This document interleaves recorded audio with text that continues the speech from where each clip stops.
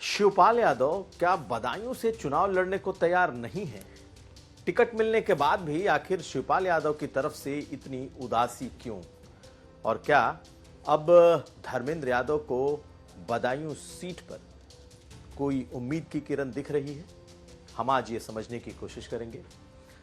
ये भी जानिए कि ब्रजभूषण शरण सिंह को लेकर क्या चल रहा है। क्या ब्रजभूषण शरण सिंह को ही टिकट देगी बीजेपी? महज इंतजार कराया जा रहा है या फिर ब्रजभूषण शरण सिंह का टिकट कटेगा?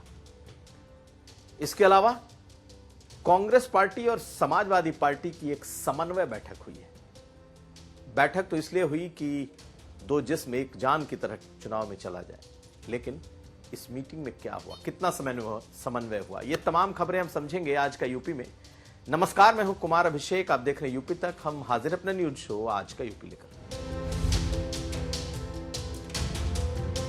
तो आज सबसे पहले बात होगी शिवपाल यादव के संभावित चुनाव क्षेत्र बदायूं की। जी हां, तकरीबन 2 हफ्ते पहले अखिलेश यादव ने ऐलान कर दिया था कि चाचा शिवपाल यादव बदायूं से लोकसभा के उम्मीदवार होंगे। वो लोकसभा का चुनाव लड़ेंगे और टिकट धर्मेंद्र यादव का जो पहले दिया गया था वो टिकट काट दिया गया और शिवपाल यादव को यह टिकट दे दिया गया।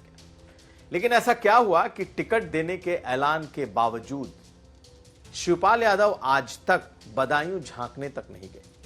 पहले यह बताया गया कि उनकी तबीयत खराब है, उनकी आंखों में तकलीफ है और वो कुछ दिनों तक वो आराम कर रहे हैं, डॉक्टरों ने सलाह दी है।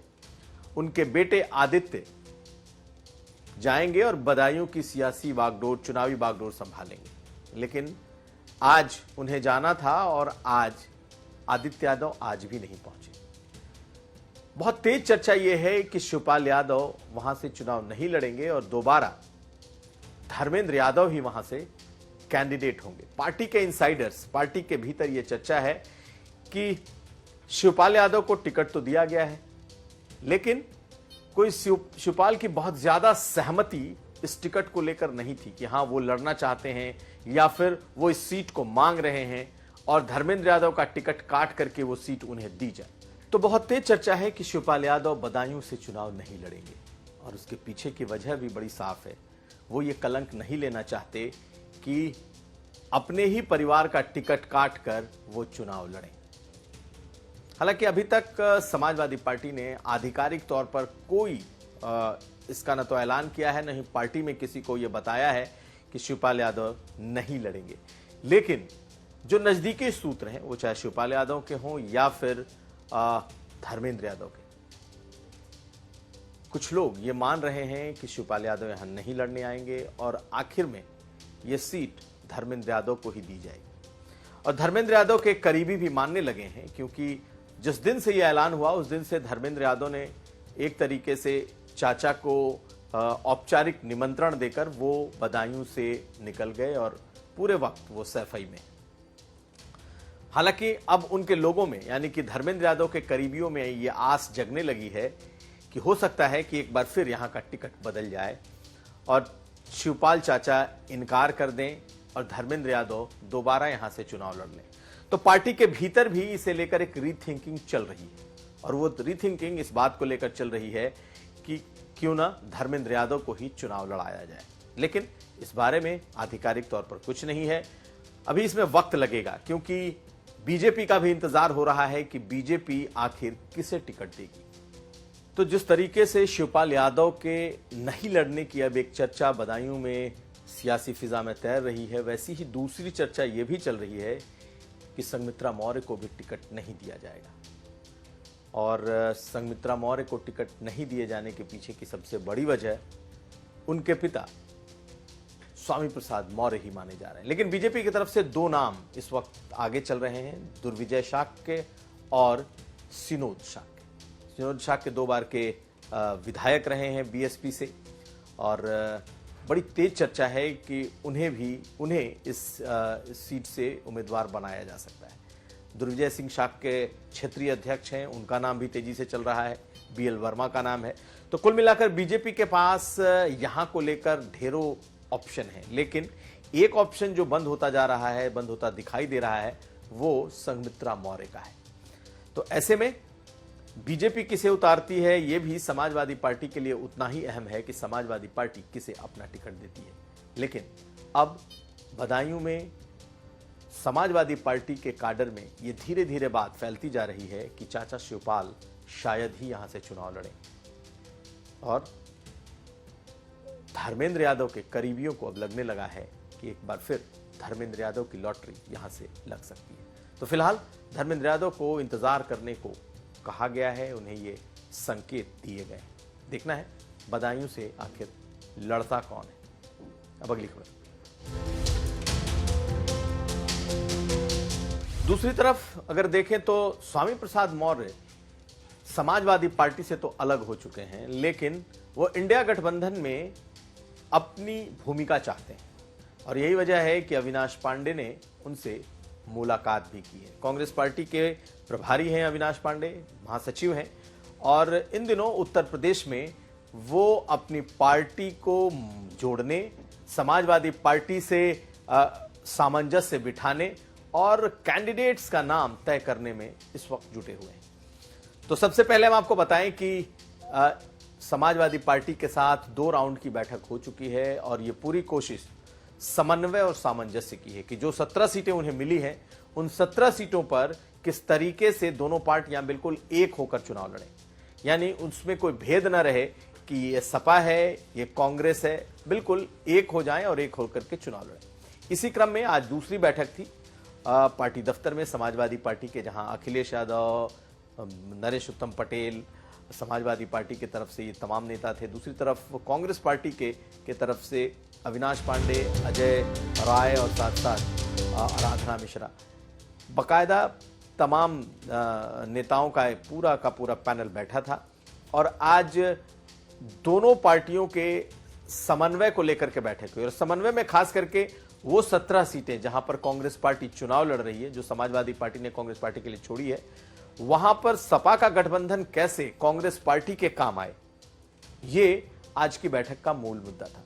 तो समाजवादी पार्टी ने अपने सभी संगठन के लोगों को, इन सभी 17 लोकसभा क्षेत्रों के संगठन के लोगों को, जिलाध्यक्ष से लेकर के जितने भी इनकी वाहिनी, प्रकोष्ठ और जितने भी समाजवादी पार्टी के संगठन के इन सभी 17 लोकसभा क्षेत्रों के लोग हैं, नेता हैं, उन्हें बुलाया गया, बकायदा सबका तारुफ कराया गया, परिचय कराया गया और कांग्रेस पार्टी को सभी नेताओं के नंबर दे दिए गए और यह कहा गया कि अब कांग्रेस और सपा को बिल्कुल एक होकर के लड़ना है।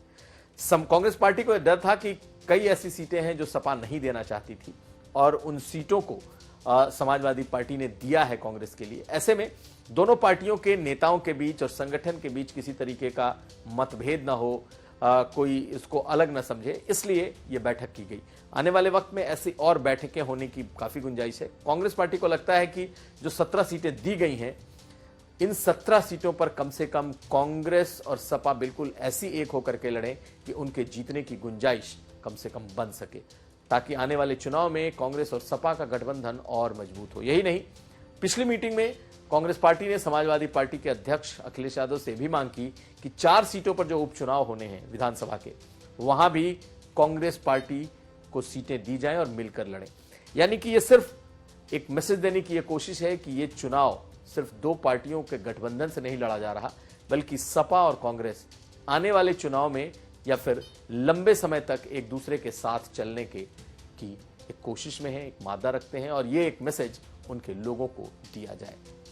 खैर, आज की मीटिंग खत्म हुई, लेकिन इस मीटिंग के साथ साथ कुछ ऐसी चीजें हो रही हैं, जैसे अविनाश पांडे अपनी तरफ से मायावती को अप्रोच कर देते हैं, मायावती से को ऑफर दे देते हैं। इसके अलावा स्वामी प्रसाद मौर्य से उनकी मुलाकात भी हुई और स्वामी प्रसाद मौर्य ने तो कहा कि अखिलेश यादव से उनके कोई मनमुटाव नहीं है।